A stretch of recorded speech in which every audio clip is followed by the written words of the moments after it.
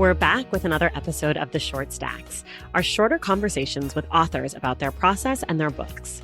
Today, I'm joined by Anita Devlin, who wrote S.O.B.E.R along with her son, Mike Devlin. S.O.B.E.R is a joint memoir which explores addiction and sobriety from the points of both the child addicted to drugs and the mother who is grappling with that reality. As you know, The Stacks is a completely free show, and if you want to help to be a part of making this show happen every week, I would encourage you to check out Joining the Effort on Patreon. That's a website where you contribute to the work we're doing on the show for as little as $1 a month. Patreon allows for us to launch new content like these Short Stacks episodes. The fun thing about Patreon is that you get perks in return for your generosity. My personal favorite is our virtual book club, where we meet up to discuss the Stacks book club picks through video chat. It's a great way to connect with this awesome community of readers. If you're interested in being a part of the Stacks Pack community, go to patreon.com/thestacks. If you prefer one-time contributions, check out paypal.me/thestackspod. Okay, now I'm asking you for my big favor. Can you go write a rating and a review for this show? The word about the Stacks is building, and the more ratings and reviews we get, the more people we can reach, which in turn means exciting guests, better audio quality, and many more giveaways. If you'd like to take a minute wherever you're listening, especially if you're listening through Apple Podcasts, and write a short review. Okay, now it's time for the Short Stacks. I'm very excited for you all to meet author Anita Devlin. Let's go.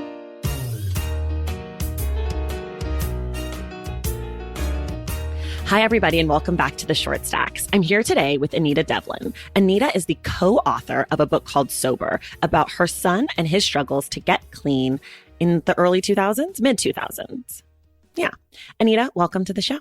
Thank you. Thank you for having me, Tracy. I'm so excited you're here. So I want to talk to you about your book, but I also want to talk to you about your son, which is a little bit of a departure from how we do the Short Stacks, but I think it'll be fun. So the first thing is, in about 30 seconds or less, can you tell me about the book? Well, the book is titled S.O.B.E.R, and it's an acronym for Son of a Bitch, Everything's Real. So it's basically encompasses all things in life that can happen. Mine happens to be about my son's illness of addiction, and a lot of other things in between. But we wrote it side by side. We co-authored it. And the main purpose behind writing it is because I wanted to reach out and help other parents that were going through what I had been going through, to try and let them understand that they're not alone with everything that's going on, because people obviously don't like to talk about this. It's a difficult subject and people hide, they're isolated. And I think that when you start writing about something and people read it and say, oh my God, that's what I'm going through, that's how I feel, people start talking about it. And that's when magic starts to happen. You kind of give them permission to talk about it out loud. Totally. It opens up a space for people to feel comfortable with their struggles, because you don't want to be the only one, right? You don't want No one wants to talk about struggles, right? Yeah, Everyone wants to be perfect in that facade. Yeah, and you don't want people to not understand it and be like, oh, that sounds hard. You know, like you really want to have that connection and have someone to talk to. So, I mean, obviously this book is a great public service for people to understand your experience and Mike's experience. Mike is your son, and he's the co-author of this book. Why did you feel compelled to write the book together? I feel like there's lots of books that are a mother's struggle or a mother's journey, but you guys wrote it together. So what prompted that thinking? Well, you have to have both sides of the story. If you're a parent on the other side that's just beginning this journey, figuring out that their son or daughter has an addiction problem, you have no clue what's coming down the pike. So I really believe that getting Mike, allowing people to get into his head, sharing all the struggles and the awful details of everything that was happening with him, helps you as a parent to understand what's going on with your own child. And obviously that's what we all want to do, is help our children and know where to turn. And even though we might be their parents, we have to understand that this is something we can't fix. Right. This is not about saving our children. It's about reaching out for the proper help, understanding what they're going through, to be able to sit back with clarity. And it's pretty much the same for all of them. So he really allowed people to just climb into his head and lay it out. He just got naked. And it was really helpful. That's what I hear from parents all the time. Yeah, that it's helpful to hear his side too, because they understand your side. There are two sides to every story, right? Exactly. Probably three or four. But, and that's when my daughter steps in as the sibling and my husband. And there are lots of sides to this because it's a family disease. Everyone is affected in the family by addiction. Right. Let me ask you about your husband, because he doesn't write any of his own sections, but there is a letter that we hear from him. Was he just not interested in writing? Did he have like I'm not a writer, or was he just not like, it felt like an absence for me. I was like, where's Michael? Because they're Mike and Michael, which is a little confusing, I'm sure, over audio, but Michael is your husband and Mike is your son. Because it basically was just going to be my son and I writing the story. And my husband is, he's quiet and private. And I think that there are a lot of emotions that he really didn't want to share. Okay. But now what he does do, since we've gone through all the help since the book was written and working together as a family, to come together as a family, he was always there. He just wasn't as vocal. Got it. As I was. And, but now he's so involved because parents call me literally every day. Wow. Emails, texts, phone calls. They come to my house. They sit down. What do we do? Don't know what to do. And my husband sits down and he helps the fathers. The fathers have a difficult time because men don't talk about things like women do. Yeah. Yeah. Well, I should throw this out just while you mentioned it. People can go to your website if they want to reach out to you. It's AnitaDevlin.com. Yes. Perfect. So I'll put that in the show notes along with everything else, but just wanted to throw that out there. If you're also have a family member and you're like, I would love to talk to someone who's been through that, obviously check out the book, but reach out to Anita as well. Let me ask you about the process of writing together or writing separately and putting it together. How did that come about? How did you guys write? Mostly you and Mike, but also Alex, your daughter, a little bit too. Well, obviously, none of us are actual writers, especially not me. I mean, I looked through the book again last night for the first time in a while and said, oh my God, which we published it independently. We actually did get an offer to have the book published. And all kinds of things came into play. And it was, they wanted film rights and they wanted to take over our branding on the website. And we just stayed away from it all. We just wanted to do a nice, quiet family project. So we ended up self-publishing. And when I first started, I had just turned 50 when I started writing. I'd started a blog back then called On Fire at 50 because I felt like creatively I was doing a lot of projects and I was also going through menopause at the same time. I was bursting. I was ready to explode. On fire, literally and figuratively. On fire at 50. So I started writing this blog and the very first thing I decided to write about was about this. Okay. And I called it, my first post, No Room for Judgment. Because this illness is surrounded by judgment. And I wrote that first post and then I said, you know what? All the women that reached out to me talking about this, oh my God, I can't believe you're writing about this. Back then, no one was talking about it. Right. What year? 2000? I was bombarded. Where are we now? 2018, 2000. Okay. And I was bombarded by women reaching out. And I said, oh my God, it's again, giving people permission to talk about something. Right. So I started keeping a bit of a journal about how I was feeling about everything that was going on with my son.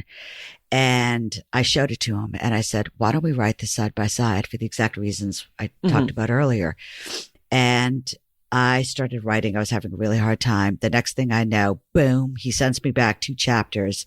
And I said, oh my God, this is going to be like a competition now because he really started pouring it out. He was so good at it. His chapters are much better than mine. But then we just tried to do it. It was difficult because of the timeline. That was really hard to do. We had gone through, again, there's so much that's not in this book. And I didn't put it in there. But now if I had to rewrite it, it would all be in there. Like what kind of stuff is not in there that you would have liked to have in there? Listen, my kids were basically, we had a great life. My husband and I worked very hard our entire lives. Yeah. And we had everything that you could possibly want in life. And I'm talking materialistically because back then I always thought that was all that mattered. That was all it was, right? Yeah. The beautiful house, the perfect cars and the great clothes. Well, when the crisis hit. 2009, 8, 9. 2008. That crisis. Yes. Okay. Everything blew up and we lost everything overnight. Wow. Everything. went from having a lot to having nothing. And back to back, my son's addiction.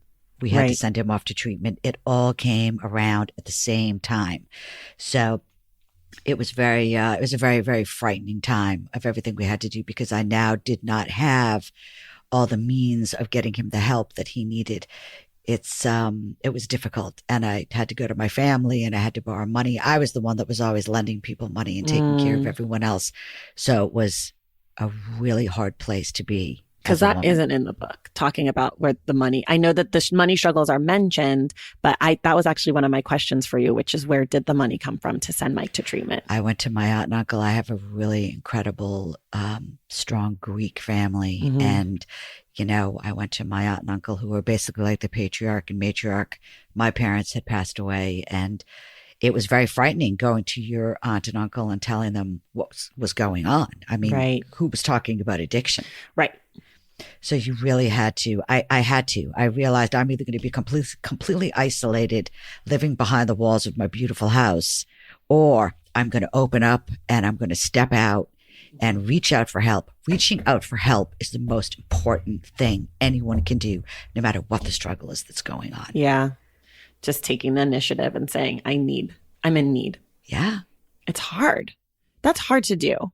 It sounds so simple when you're not in need. But when you are in need, it seems like the most impossible thing, which definitely, that theme comes up in the book. You talk about, the only way that this was going to work was if Mike believed that he needed to get help, which is a huge question that I have for you. What do you recommend to families or loved ones whose loved one is struggling with addiction, but they're not ready for help? They haven't had the moment like Mike has in the beginning in the hotel room, which I won't give up too much information, but how do you suggest that they support their loved one? Love. The only thing that, and again, I'm no expert on addiction, but I really believe that you have to stand back. All you have to do is tell your child over and over, I love you. I am here for you when you are ready to want the help. I am always going to be here for you. I don't touch upon it as much here. You read the book. My father was a Greek Orthodox priest. Correct. Faith was always a very big factor in my life. And when all this started happening, I really believe someone had given my family, we call it the mati, the evil eye. I believe that all these bad things were happening for a reason that I couldn't explain. So you really have to, I had to reach out for my own faith, because my fear is what I was holding on to the whole time. Once I just started very slowly letting go of that fear and reaching back out, I started speaking about all of this. And I spoke, and I still speak all around the country at different churches. And I was asked to speak about something for Lent. And I started reading a lot about the connection between, believe it or not, addiction and Lent. And 3 lines just really, this is the way I can describe to you what parents need to do. I looked up to the mother of all mothers, and I followed her lead. I never, ever left my son's side, no matter how many people left mine in the process. I never left his side. I knew I couldn't fix him. I knew I couldn't save him, but I had to be there for him as he tried to save himself. And once he surrendered and said he wanted the help, that's when we stepped in. You could step in. So you just suggest that people kind of be available, be present, be consistently love them, loving, and let them know. Continuously. Vocal. You want to continue on this path. It's not going to be in my home and with my family. Right. The second you want help, I am right here. It's available for you. Valentine's Day is upon us, and I've got love on the brain. Love for books. Duh, of course. Hello. Did you forget what podcast you're listening to? I love bringing you all great reads, exclusive author interviews, and behind the scenes book gossip. But I can only do that with your support over on Patreon and Substack. Our Stacks Patreon community, also known as the Stacks Pack, is where you can go for book club meetups, a private, very active Discord, and a year-long mega reading challenge to help you achieve all your reading goals.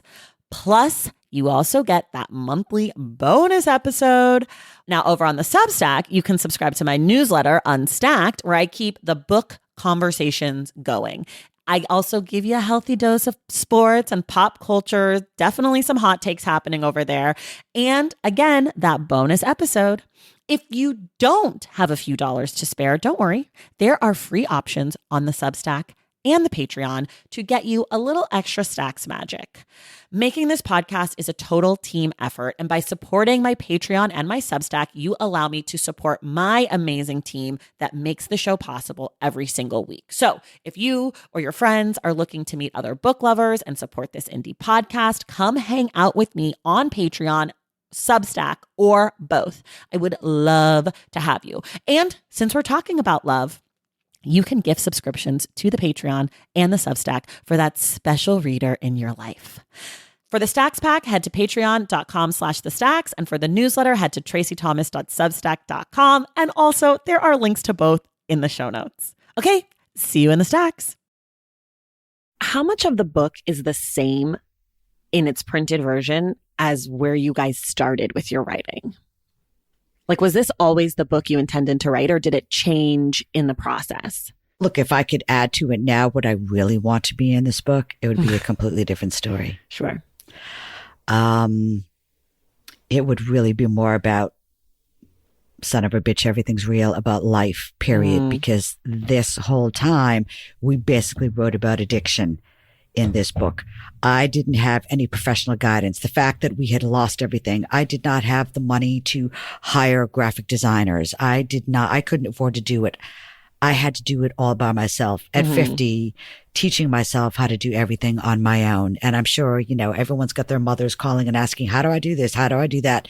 All the time with technology. Sure. I taught myself how to do all of it. And it was such a struggle. Sure. And it was exhausting. And empowering, I'm sure, also when you look back at what you were able to create. Now, absolutely, when I look back on it. But it was interesting. I mean, people reached out to us, magazines. I mean, we have a great press page on my website. Oprah put us on her blog almost immediately on the Huffington Post. Women's Day did a story. Women want to hear from women who want to tell a story that's going to help other women. Is it about being a mother? Is it about being a woman? Is it about learning through life's journey, through struggles, where you come out, how much you learn about yourself? No matter how beaten down you are, I mean, I know that I still want to help someone else with what I've gone through.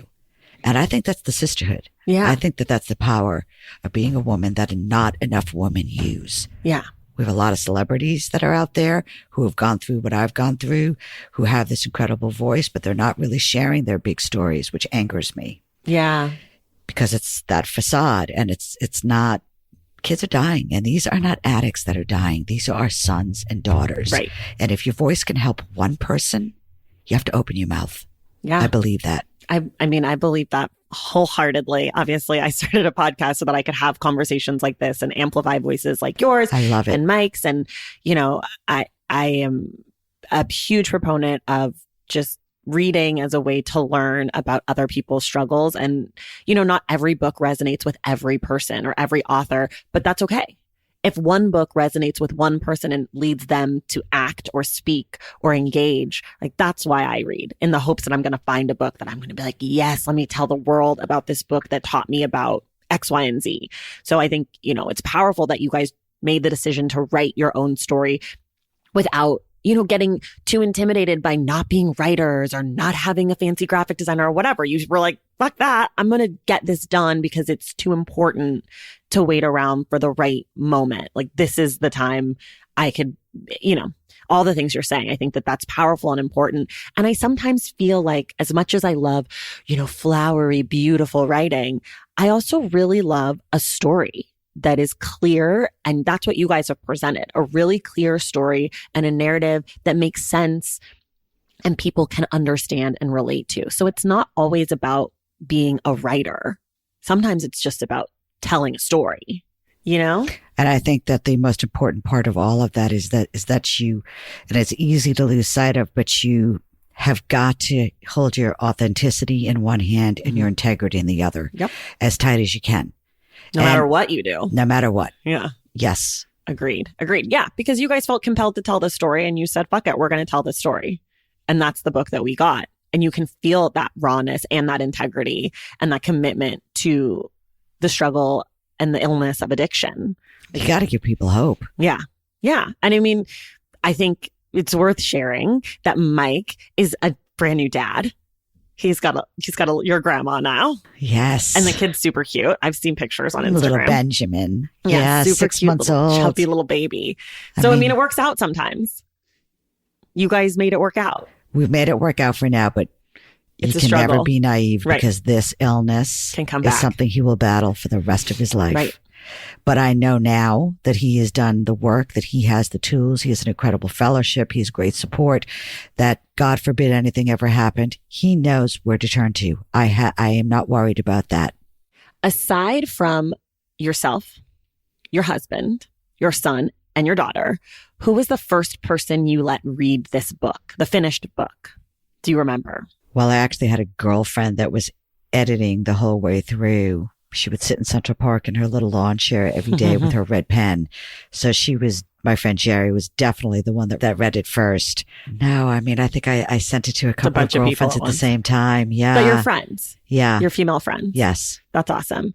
And has there been, I mean, you mentioned Oprah put it on her list. Has there been anybody that's read the book that's reached out to you that you've been like, whoa, I can't believe they read the book? Like, is exciting celebrity or a person that you would never have thought, even a non-celebrity, but just a person who reached out to you that really connected? It was definitely the magazines. I mean, Sports Illustrated reached out and NCAA did a massive story. That's so awesome. And then when Women's Day, the editor-in-chief at Women's Day reached out and they did a really beautiful story as well. I mean, there's so many things that we did. There's so many different articles. I will tell you this, integrity, which was so important. We were asked to do, listen, getting on talk shows would have been amazing. Now remember, still, my husband had just gone back to Wall Street. We moved back to New York City and we were starting over again in our 50s financially. My son and I had requests, and I won't say which shows they were, but there were 4 or 5 to go on television talk shows with the book.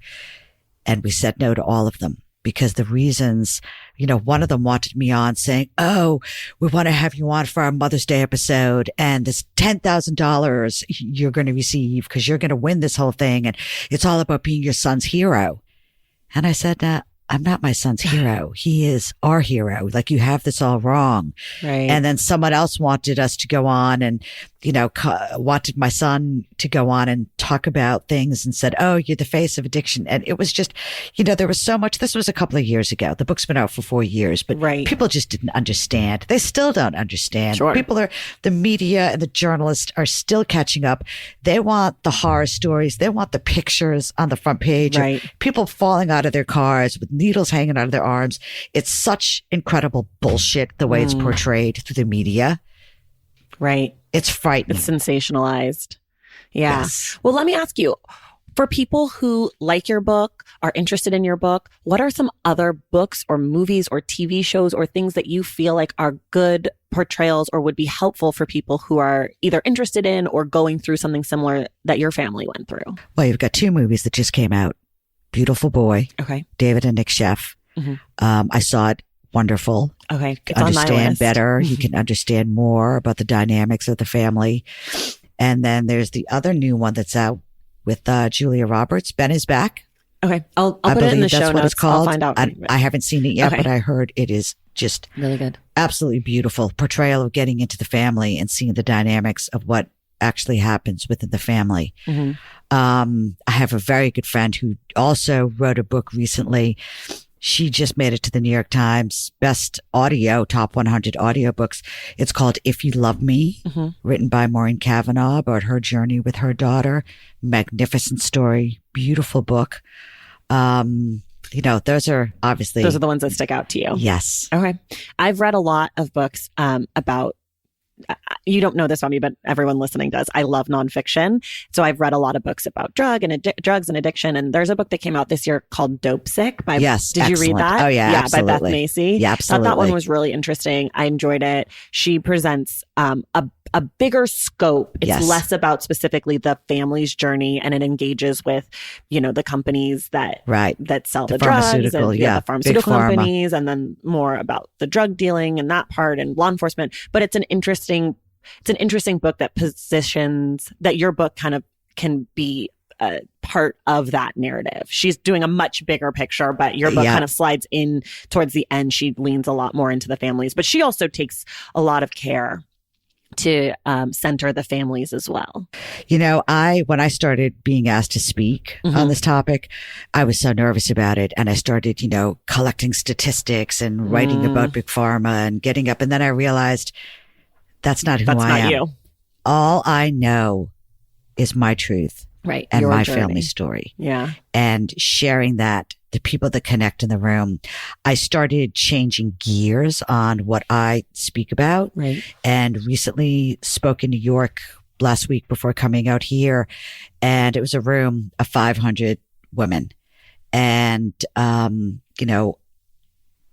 I really, really kind of got down and dirty and started really talking about what I've learned through all of this, about friendship, about being there for one another. It goes all the way back to almost 9 years ago, to that first blog post called No Room for Judgment. I really got into everyone's faces about the judgment and talked about what I made the first call when I finally came out of hiding, and I picked up the phone and called the first person that I wanted to talk about and tell them what was going on. And all I heard on the other end of the line was silence. And it made me feel so much more alone. The isolation was so intense. And I looked at all these women and I said, none of us should ever make one another feel that way. No one. Right. And we're all, crying and moaning about being empty nesters, and our kids are gone, and who am I going to take care of? And, that's a big problem to begin with anyway, with all the, over caring of our kids. And I said, look around. Look next to you. Look at the woman you're sitting next to her across the table. Your kids might be gone. And you don't have to be a mother to have that gene. As a woman, you just want to take care of everyone and everything. Let's start taking care of each other. Whether or not you understand what someone's going through, whether it's their divorce, whether it's, their kid in jail, or it's an illness they don't understand, or addiction, whatever it is, you have to start stepping up and being there for each other. We have to be this tribe that we all claim to be. Let me ask you, your friend that you called, that first phone call, and you laid it out and you heard silence. What would you say to someone who receives that phone call would be the answer that you would have wanted to hear? What would you wanted to have her have said back to you in that moment? I'm on my way over. Let's have some tea. I'm here for you, whatever you need. I don't understand what it's about, but I'll never leave your side. Correct. Okay. I just think that's worth saying what is a good response, because I do think sometimes when something like addiction or maybe illness like a cancer or something comes into your loved one's life, sometimes people are paralyzed by not knowing what to do or what to say. So I think it's important to also share tools for people. We all respond so different to things, and grief and tragedy and all that stuff. It's like, you never know. So I think it's helpful to hear what is a good answer, what is a good way to respond. And it's so easy to say, right? I'm on my way. What can I do? How can I help? Another very scary answer is, a lot of women that call me tell me they'll reach out to a family member or a good friend, and they'll tell that person, oh my God, whatever you do, don't tell anyone. I always have these three words that line up. The first thing you think when this is happening is complete denial. Not my kid. Right. It's not happening to my family. My family's perfect. And then the next thing that comes in when you give into that denial, you have these other three words that start banging around in your head telling you, don't tell anyone. What happens to you when you don't tell anyone? What happened to me, I should say, is that, like I said, I just went into complete retrieval mode. I became as sick as my son at this point because I was lying all the time, lying about why he wasn't at family functions. I was lying just like him. You're hiding for him. Yes, I became sicker than my son. Right. So that's that's a route that no one needs to ever go down. You've got to have your support team. And you know what? I am all for deleting. At my age now, I'm almost 59. I still delete people out of my phone. People need to step up and be there for you. Yes. 100%. That's 100% right. I have a question from the book. You talk about in the book, you had a hard time understanding why your family, how could this happen to us? And you said that someone spoke in Mike's rehab group. Karen, is that what it's called? Karen is where he went, yes. Where he went to get treatment. Can you elaborate on what they said that helped you understand why if you remember? Oh, I think you're probably referring to the part where we had to go for a few days as a family, and I was angry. Really understanding what happens to someone's brain, the medical side of it, of what happens to someone's brain. The science of it is what helped you kind of understand. Okay. Yes. I wasn't sure. You kind of alluded to that in the book, but there was a moment where you said like you hadn't really understood it, and then you did. And I wasn't sure if that was like something specific that someone said, or if it was more just the general understanding the science behind the illness. You know, Mike explains it really simply, actually, in one of his chapters. If you have 5 kids, he would say, Mom, if I went out with 4 friends on a Saturday night and we all did drugs, Sunday, 4 of those people could wake up not wanting those drugs again, just getting on with their day. But someone like me would wake up and say, I want more of those drugs. Right. And where am I going to get them? And I'll do anything to get them. Right. Right.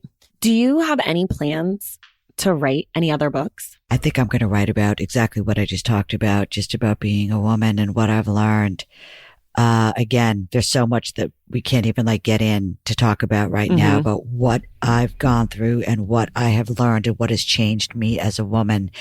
And when I think about the cowering and the hiding and the despair from when I started writing this to where I am now, getting out there, I used to be petrified to public speak, but getting up now and just speaking to rooms filled with women.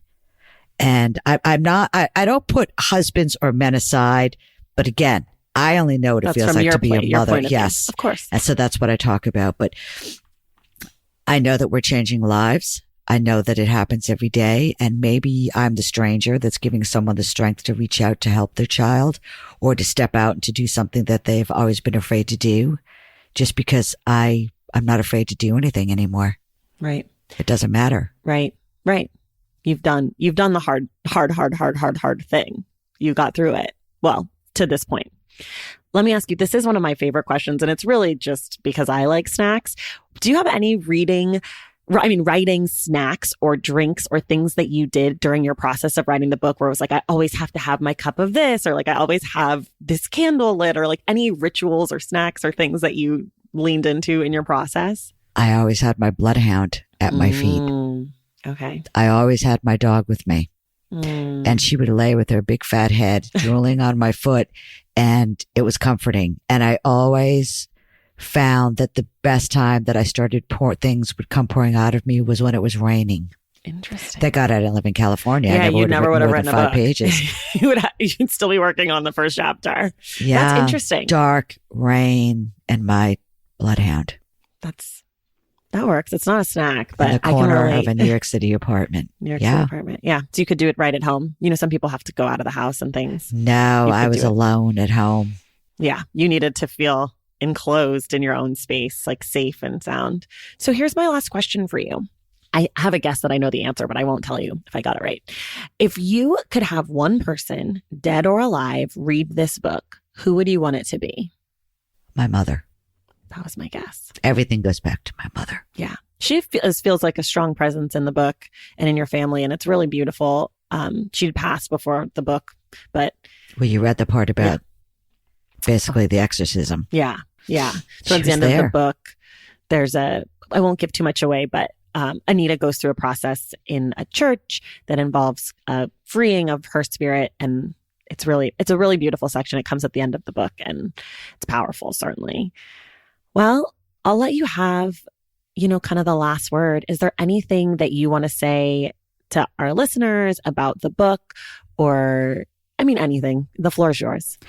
No, if anyone wants to go to the website and just wants to reach out and just talk, a lot of people do reach out to strangers, and that can be me. If they're not getting the help that they need or they're afraid to talk to someone else, they can reach out to me through the website, through the email, and I can connect them with people that can help them, whether it's sober living or rehab or just getting family therapy or whatever they might need. That's what we do. Mothers across America are doing that. We all have a great system, and different states, different cities, and just connecting people is basically what most people reach out for now. Great. So that's AnitaDevlin.com, and it's in the show notes. Anita, thank you so much for coming on today, and thank you for writing this book and sharing your story. Thank you for having me, Tracy. Of course, and everyone else, we will see you in the stacks. Thank you all for listening to the Short Stacks. Thank you to Anita Devlin for joining us today, and thank you to Alex Devlin for getting Sober into my hands. Remember to support this show and earn awesome perks like our virtual book club. Go to patreon.com/thestacks. And for one-time contributions, go to paypal.me/thestackspod. Make sure you're subscribed to The Stacks wherever you get your podcasts. And if you're listening through Apple Podcasts, take a moment to rate and review the show. Our sound engineer is Jordan Duffy. Our graphic designer is Robin McCrite, and our theme music is from Tagirajis. This episode of The Short Stacks was created and produced by me.